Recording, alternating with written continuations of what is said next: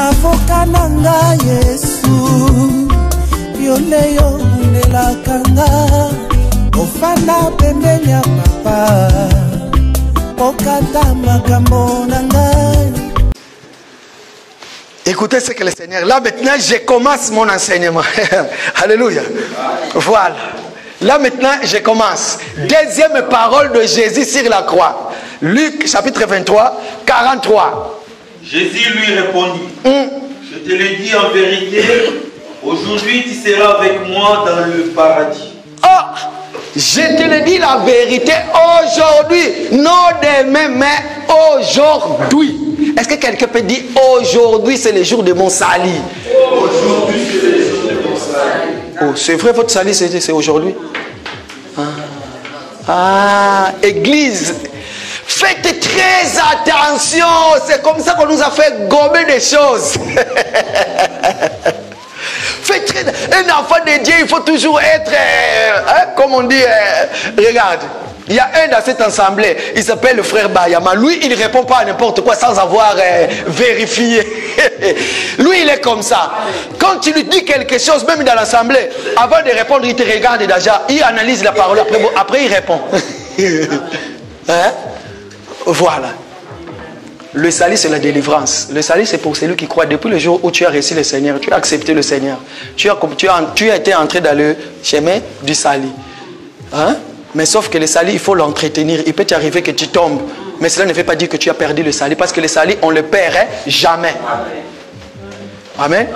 Donc si j'ai dit, c'est aujourd'hui votre jour de salut, dites-le que le salut, je l'ai toujours. Mais tout ce que j'ai fait sur mon chemin de calvaire, sur le chemin de Jésus de calvaire, il faut toujours entretenir le salut. Tu peux tomber, tu peux te lever. Tu peux tomber, tu peux te lever. Ça fait partie de la vie parce que Jésus lui-même, le fils de Marie, il a été à la fois homme.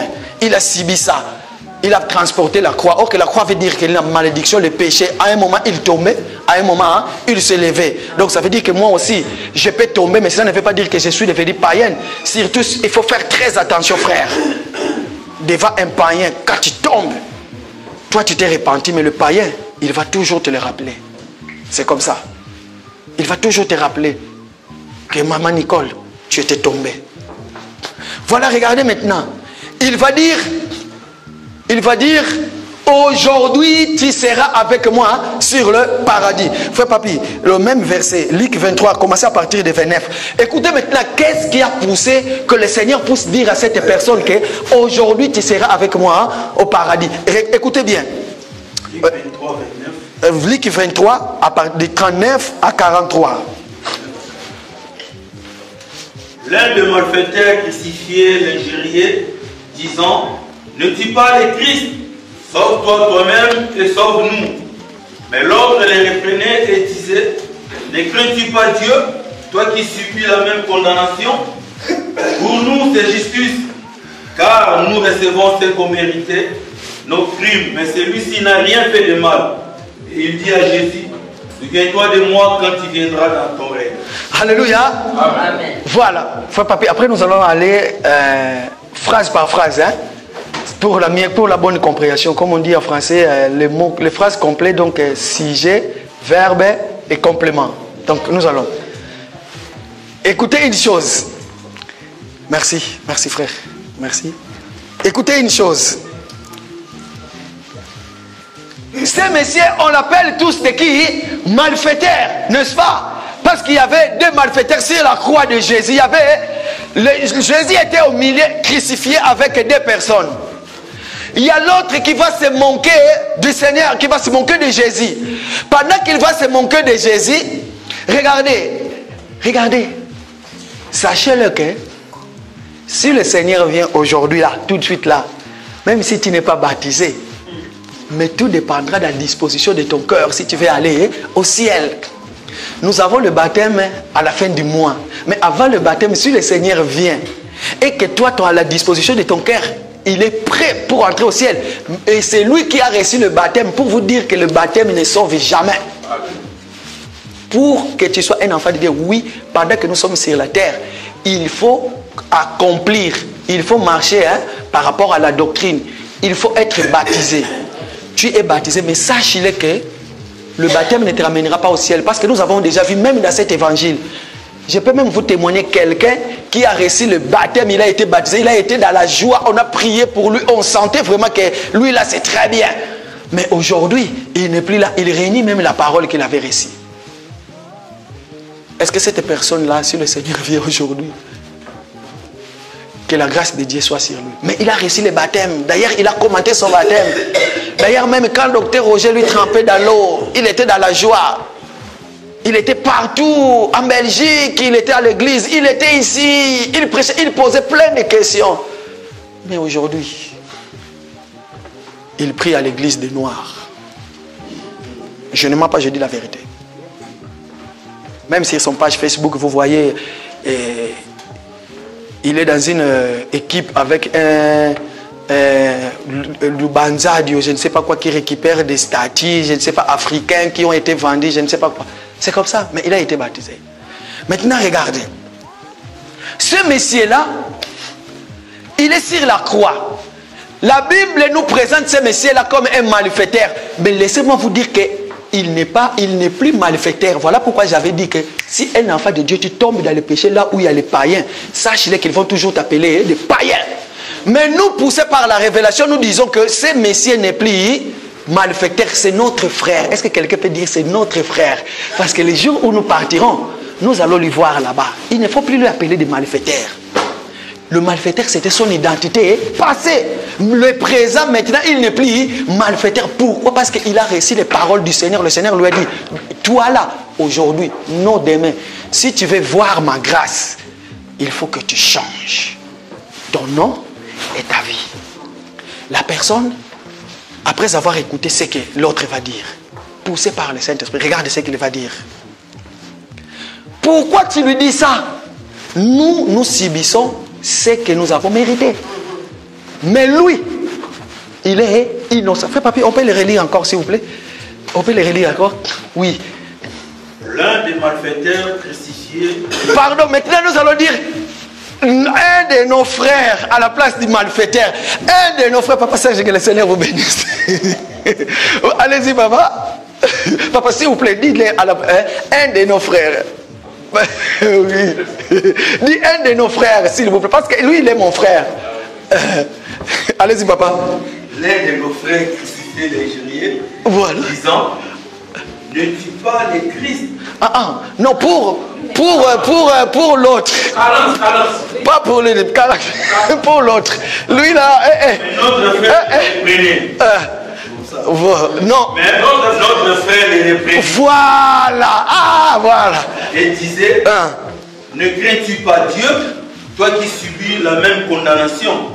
Papa, arrête-toi d'abord là. Ne crains-tu pas Dieu? Regarde, s'il était là, pourquoi? Parce que c'est sûr et certain, il a fait quelque chose qui lui a poussé d'être là. Parce que, il faut, souvenez-vous, quand tu tombes dans le péché, l'État va te condamner, tu vas subir la sentence de l'État. Il faut que tu vas en prison. Or que la croix était destinée pour les malfaiteurs, pour ces gens qui font du mal. Donc si ce Messie s'est retrouvé là-bas, pourquoi? Parce qu'il avait fait du mal. Mais regarde, quand est-ce qu'il a connu Christ? Pour dire, frère Papi, il a dit quoi?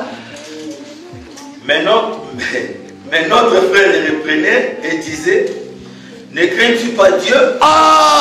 La même condamnation. Fils de Marie, toi tu es devenu Dieu. Comment cette personne va dire que ne crains-tu pas Dieu? Mais et pourtant nous tous nous le savons. Sa maison c'est Harry Danton numéro 3. Il est le fils de Maman Kembe. Il habite là, mais comment toi tu l'appelles Dieu? Ne crains-tu pas Dieu? La crainte de Dieu. Moi, c'est voilà pourquoi j'avais dit, tu peux être dans la souffrance. Quand tu es dans la souffrance et que les souffrances que tu es en train de subir, toi-même tu sais que tu es innocent. Les paroles qui vont sortir de ta bouche viendront du fond du cœur. Ne crains-tu pas Dieu? Frère Papi, continue s'il vous plaît. Il a reconnu déjà que celui-là, c'est un Dieu. Allez-y. Pour nous, c'est justice. Car nous recevons ce qu'on méritait, nos crimes. Voilà, continue s'il vous plaît. Mais celui-ci n'a rien fait de mal. Mais celui-ci n'a rien fait de mal. Allez-y. Et il dit à Jésus, souviens-toi de moi quand tu viendras dans ton règne. Merci papa. Regarde. Frère Papi, prépare le verset là. Psaume chapitre combien? Prépare-le déjà. Regarde. J'avais dit le mot pardon. C'est quoi? C'était quoi j'avais dit? Est-ce que vous avez oublié? Le mot pardon, j'avais dit tout au début, c'était quoi? Est-ce que vous vous souvenez que tout de suite là, quand j'étais en train de prêcher, j'ai dit qu'un enfant de Dieu. C'est le mot de passe. Que le Seigneur te bénisse. Le mot pardon, c'est le mot de passe. Et le mot pardon, j'avais bien dit que ça va commencer sur la croix. Ça va marcher jusqu'à ce que le Seigneur va être ôté de la croix. Écoutez ce que dit ce verset de la Bible. Frère Papi, s'il vous plaît. Psaume 39, Psaume 39, verset d'Abi. Voilà. Car la parole n'est pas encore sur ma langue, que voilà, ô Éternel, tu la connais tout entière. Le psalmiste voulait seulement dire, hein? Frère Pascal, tu n'as pas encore prononcé les mots, mais une minute avant que tu le prononces, ou quelques secondes, mais le Seigneur sait déjà qu'est-ce que tu vas dire. Les paroles n'est pas encore sorties. L'acte que tu vas poser n'est pas encore parti, mais le Seigneur sait déjà. C'est ça qui va arriver. Regarde. Ah, Père, pardonne-leur parce qu'ils ne savent pas ce qu'ils font. Ces pardons-là étaient pour ceux qui étaient là sur le bas de la croix.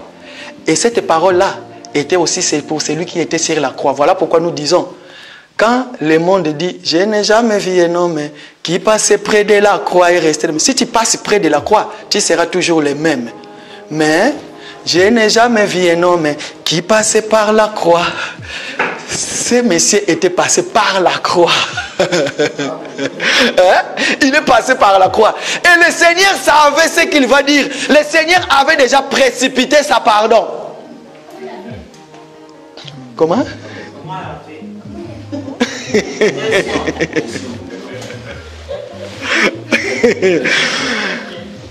Seigneur avait précipité parce que le Seigneur, le psalmiste dit que les pensées, donc les pensées n'étaient pas encore sur notre frère sur la croix, mais le Seigneur savait déjà, je sens une connexion. Il était où? Il était là ou là?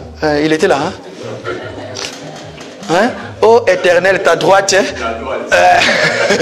Parce qu'il ne peut pas, je dis ça, vous savez pourquoi? Parce qu'il ne peut pas être sur la gauche. Amen.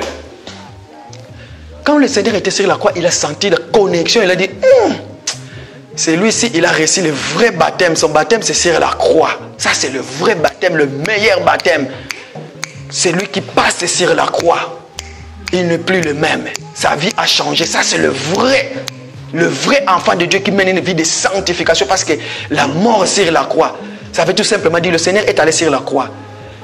Mort, tu es mort et ressuscité avec Christ. Donc cette personne-là, il est mort sur la croix et il est ressuscité avec Christ, parce que le Seigneur lui dit, today, aujourd'hui, maintenant, tu seras avec moi de l'autre côté.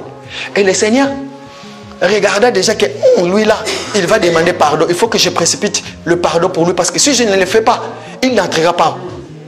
Donc je vais précipiter. Le Seigneur va dire quoi? Le Seigneur va dire pardon. Et lui maintenant il va dire, souviens-toi de moi. Souviens-toi de moi. Mais comment se fait-il que toi, tout le monde te connaît que tu es malfaiteur, mais qui t'a donné cet enseignement? Bien-aimé dans le Seigneur, l'enseignement que vous recevez dans l'Assemblée des élus de Paris, si les gens qui habitent dans le Tyr, les Sidon, recevaient cet évangile-là, si les gens qui habitent dans l'Afghanistan, je ne sais pas là où on ne cite pas le nom de Jésus parce que vous allez être décapités, et vous qui recevez cette parole, mais par contre ne soyez pas brisqués ces jours-là si vous voyez quelqu'un qui était vrai musulman, qui habitait dans le Pakistan, qui va reconnaître le Seigneur en disant, souviens-toi de moi. Et toi qui reçois cet évangile chaque jour. Or que l'évangile c'est pour tous ceux qui sont morts avec Christ. Il est mort et ressuscité avec Christ. Or que l'évangile, c'est la connaissance du vrai Dieu. Frère Papi, Jean chapitre 6, verset 47. Jean 6, 47. En vérité, je vous l'ai dit, celui qui croit en moi a la vie éternelle.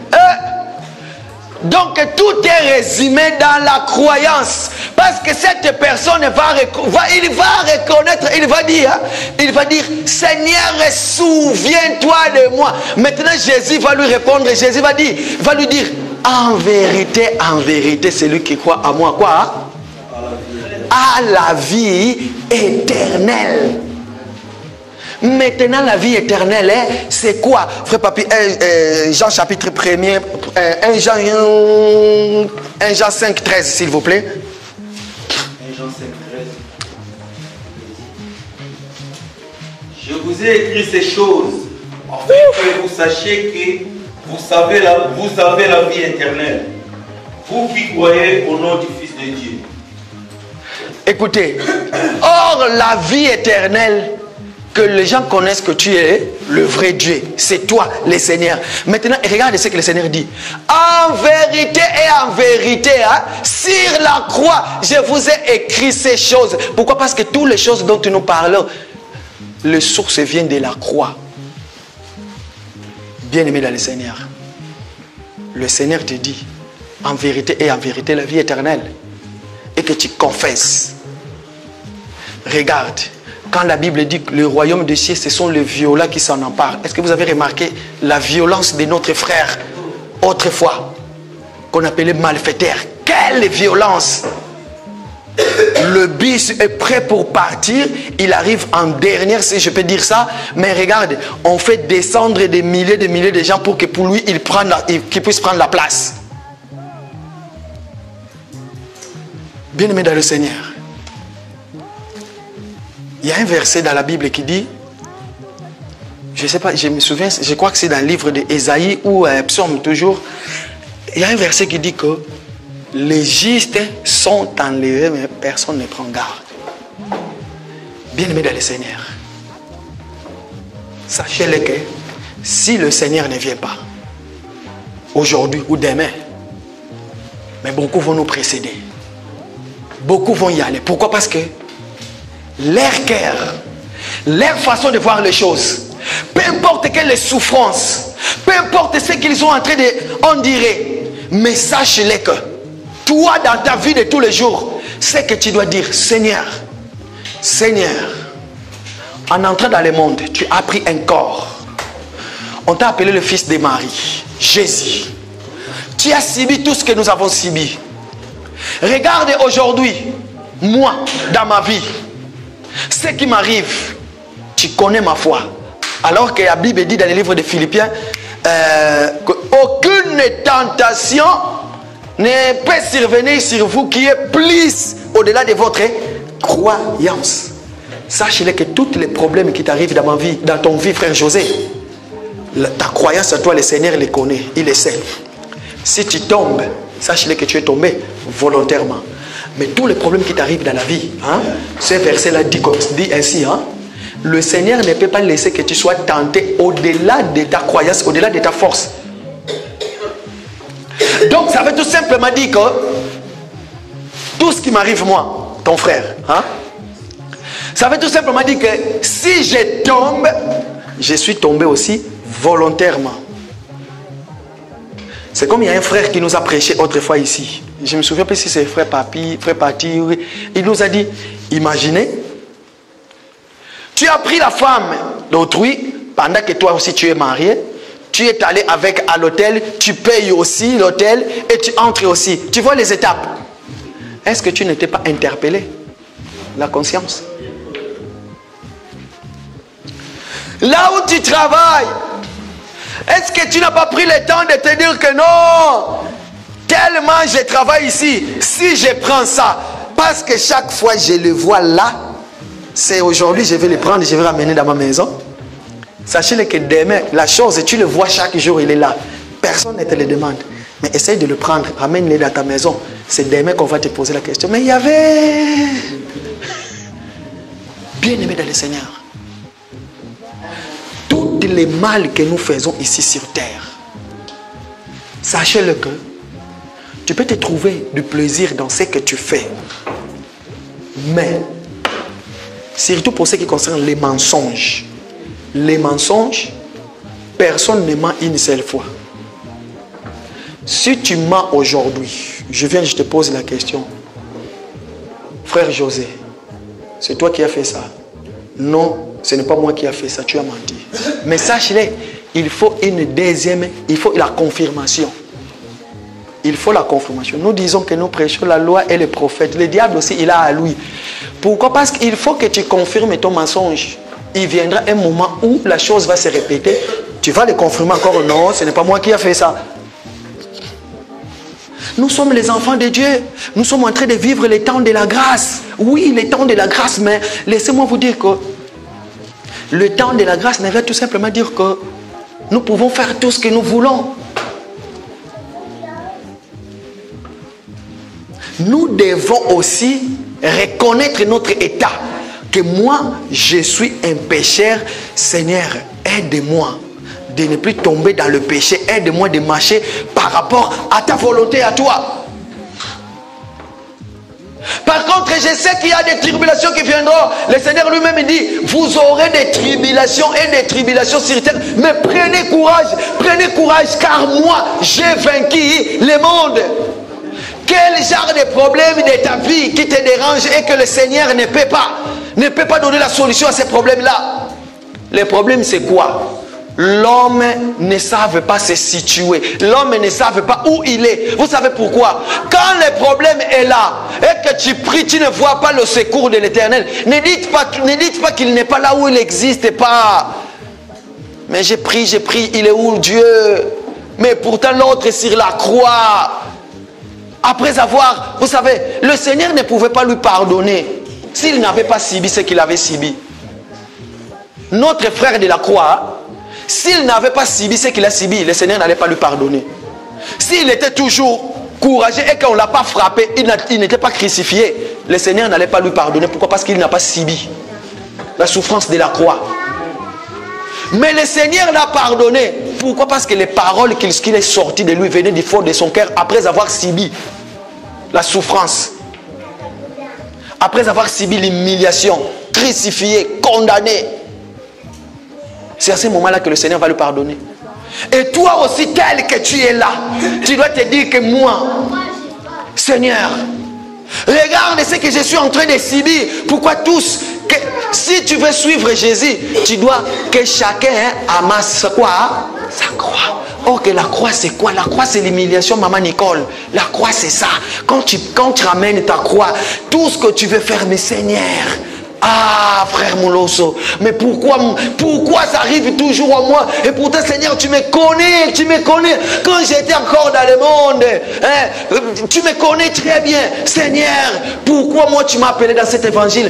Ma femme elle est toujours chez témoin de Jéhovah. Seigneur, pourquoi ça m'arrive dans ma vie de tous les jours? Je suis sur terre. Or que toi-même tu avais dit que allez-y, multipliez-vous, remplissez la terre. Tu n'as pas empêché mon mari, nous sommes mariés, mais jusqu'aujourd'hui nous ne voyons rien. Mais Seigneur, mais pourquoi jusqu'aujourd'hui? Et pourtant toi-même tu avais dit, priez pour les pays là où vous habitez. Partout où là où il y a foulera les plantes de tes pieds, je te les donne. Je l'ai dit dans la doctrine, hein? Dans la doctrine, comprenez une chose. J'aime bien le dire, cette parole-là que je vais dire, je vais vous le rappeler parce que vous le savez déjà. L'analogie de la foi pousse à dire que toutes les promesses de la Bible, hein, c'est pour nous les enfants de Dieu. C'est lui qui a la foi. Hein, il dit que toutes les promesses de la Bible, je ferai des histoires grands, je ferai de toi ça, je ferai... Que Seigneur, non, dans les siècles présents tu auras ci, et dans les siècles à venir tu auras... Sachez-le que ça, c'est une lettre d'amour du Père pour son Fils, des fils et des filles que nous sommes, l'église corps du Christ. Mais maintenant, quand les choses ne vont pas, c'est là où les choses changent. Vous savez pourquoi? Le Seigneur ne peut pas te laisser voir sa main puissante si tu n'as pas une histoire avec lui.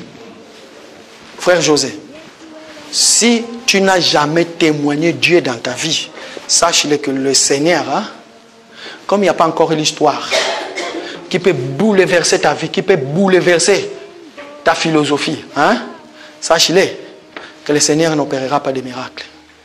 Mais pour que le Seigneur opère des miracles dans ta vie, tu dois avoir une histoire, référence, que tu vas commencer à compter. Question. Regarde bien ta vie. Est-ce qu'il y a une histoire qui a bouleversé ta vie? Que là où tu t'es senti vraiment que non, le Seigneur n'existait pas. Je suis abandonné. Mais pourquoi toujours moi? Et pourtant j'ai pris. Et pourtant j'ai lavé mes mains dans l'innocence. Chaque jour le matin je suis frappé. En voyant le bonheur des méchants. Rien ne leur tourmente. Mais moi je suis tourmenté tout le temps. Je pleure tout le temps. D'ailleurs on vient de m'appeler encore au pays. Il y a quelqu'un qui est mort. D'ailleurs il faut que j'envoie encore l'argent. D'ailleurs mon fils il est toujours au pays. D'ailleurs j'ai fait ça, ça ne marche pas. Je suis là. Et Seigneur, et pourtant j'ai prié. Mais où est toi l'Éternel, le Dieu d'Élie? Pourquoi? Parce que il était sur la croix maintenant. Les prophètes arrivent sur la croix avec les souffrances, beaucoup de problèmes. Il lève le manteau. Il regarde Bima Élie, char de l'Éternel, avant que tu puisses monter. Moi-même, j'ai vu de mes yeux. J'ai vu des miracles que tu as fait. Mais maintenant, je suis au bout. Où est Éternel, le Dieu d'Élie? Paf! Et pourtant, Jésus, nous étions avec toi. J'ai vu la femme avec le perte de sang. Le sang fait arrêter. J'ai vu la multiplication du pain. D'ailleurs, j'ai vu les aveugles qui ne voyaient pas. Ils ont vu. La fille de Naïn, j'ai vu, elle était morte, elle était décédée. Mais toi, tu es venu, elle est ressuscitée. Seigneur, j'ai vu la souffrance de la croix. Oui, nous avons vu la souffrance de la croix. En lisant les Écritures, celui qui lit les Écritures, il voit la souffrance de la croix. Maintenant, regarde ce qui t'arrive dans la vie. Juste un petit problème, de rien du tout. Te voilà abandonner la foi. Te voilà injurier tes frères dans le Seigneur. Hein, papa? Juste un petit problème de rien. Tu commences à injurier tes frères dans le Seigneur. D'ailleurs, dans votre assemblée, je ne viens plus. D'ailleurs. Est-ce que tu sais, dans cette assemblée, les gens qui ont souffert, les gens qui ont subi des humiliations, est-ce que tu connais au Gabon, en Côte d'Ivoire, au Congo, Brazza, Angola, les gens qui servent Dieu dans la vérité, combien de fois ils ont subi les insultes de beaucoup de choses, mais ils sont toujours là en train de témoigner la gloire de Dieu. Vous savez pourquoi? Parce qu'ils ont compris que la vie chrétienne, c'est la vie de combat. Tous les jours ne seront pas pareils. Aujourd'hui ne va pas se ressembler à demain, et demain ne va pas ressembler à après-demain, ni à aujourd'hui. Chaque jour pour un enfant de Dieu, il suffit sa peine. Il suffit que le Seigneur puisse te faire grâce. C'est ce que nous appelons la faveur imméritée. Cette faveur-là, nous n'avons pas mérité cela. Pourquoi? Parce que c'est la faveur de Dieu pour que nous soyons comptés parmi les vivants. Si nous avons mérité cela, à combien plus forte raison notre frère de la croix? Parce que lui, il était au bout, face contre mur. Il n'y a plus de secours. Il est allé à gauche et à droite. C'est comme il y a en Afrique, il y a un tableau. Quelqu'un qui a peint, un Africain qui a peint le meilleur tableau du monde, qui est plus que le Picasso. Parce que le meilleur tableau du monde, c'est le Seigneur qui a peint ça. Mais il y a un Africain qui a peint encore un tableau. Dans ce tableau-là, il a pris la sagesse des sagesses. Hein? Ça, c'est l'illusion de la Bible. Il va dans la mer pour fuir dans la mer. Il voit, il y a les crocodiles dans la mer qui ouvrent la bouche, prêts à lui manger. Il dit, je vais fuir dans le sec. Il va dans le sec, il voit le léopard. Après de lui griffer. Il dit, je vais monter sur l'arbre. Il va dans l'arbre, il voit les serpents. Maintenant, tu vas fuir où? Hein, maman Nicole, bloqué. Papa Serge, toi tu vas faire quoi à ce moment-là? Si Seigneur, Éternel est notre Dieu, Seigneur, souviens-toi de moi. Souviens-toi de moi. Mais le souviens-toi de moi. Quand tu le dis, est-ce que la croix là, quand tu transportais ta croix là, c'est comme une illusion que je vis encore sur un film. Il y avait des dessins qu'on a décidé. Il y avait plus de 3 dessins. Il y avait trois croix qui étaient placées sur le fleuve. Alors, chacun... non, il y avait une fleuve, il fallait traverser pour aller de l'autre côté. Mais pour aller de l'autre côté, il fallait que chacun prenne sa croix. Il faut ramener les croix jusqu'à la fleuve. Quand tu vas arriver dans la fleuve, tu prends ta croix, tu les poses. C'est ça qui va t'aider pour traverser. J'ai aimé cette image-là. Regarde. Ils étaient à 3. Ils étaient en train de venir. Chacun a pris sa croix. Tellement la croix pesait. Il y avait un qui était là. Il a dit non, ça pèse trop. Il prend le machette. Il le scie. Il coupe le morceau. Il commence à mal. Il commence encore. Il chantait. Tel que je suis n'a rien à moi. Le sang versé sur moi. Il voit encore ça pèse. Il coupe encore sa croix. Il continue. Mais il y avait l'autre. La croix pesait. Mais lui il continuait toujours. Ils sont arrivés là où il y avait de l'eau pour traverser de l'autre côté. Il faut maintenant prendre ta croix, mettre ta croix et puis marcher sur la croix et puis tu traverses de l'autre côté. Les deux là qui avaient leur croix, parce que ils étaient à 3. Regarde, celui qui était de ce côté, c'est celui qui coupait sa croix. Celui qui était au milieu, non, le premier, il a commencé à mener la croix. Après il a vu que c'était trop, ça pesait trop. Il a abandonné sa croix. Il est rentré. Le deuxième qui transportait sa croix, lui il coupait sa croix. Il est devenu léger. Il coupe encore. Il arrive dans la mer maintenant. Il veut mettre la croix. La mer est trop grande. Il ne peut pas traverser. Mais le troisième, lui, avec sa croix, il a lutté. Il est venu en plus en dernier par rapport aux autres. Il est venu en dernier. Il arrive là-bas. Il prend sa croix. Il met sa croix et il commence à traverser tranquillement. Il a marché de la... Ça veut tout simplement dire la vie chrétienne, bien aimé dans le Seigneur. Bien aimé dans le Seigneur, sachez-le que cette vie que nous menons, ça ne finira pas les souffrances jusqu'à notre mort. Parce que la mort, quand la Bible dit venez à moi vous tous qui êtes fatigués et chargés, je vous donnerai du repos. Le vrai repos, c'est quand tu entres dans le 7e jour du Seigneur. Or que le 7e jour, c'est quoi? C'est le sein d'Abraham. Quand tu vas te reposer. Mais pendant que nous sommes ici sur terre, bien aimé, les souffrances ne finiront jamais. Si tu as prié pour avoir le mariage, sache que demain tu vas commencer à prier pour les enfants parce que les enfants ne viennent pas. Quand tu vas finir de prier pour les enfants, sache que tu auras les enfants. Maintenant, il y aura parmi tes enfants, il y aura les enfants qui seront Si tu pries pour les papiers, tu auras les papiers, mais après ça sera le travail. Est-ce que toi tu acceptes? Pendant que tu es dans les souffrances, tu viens à l'église, nous te voyons. Nous te voyons à l'église.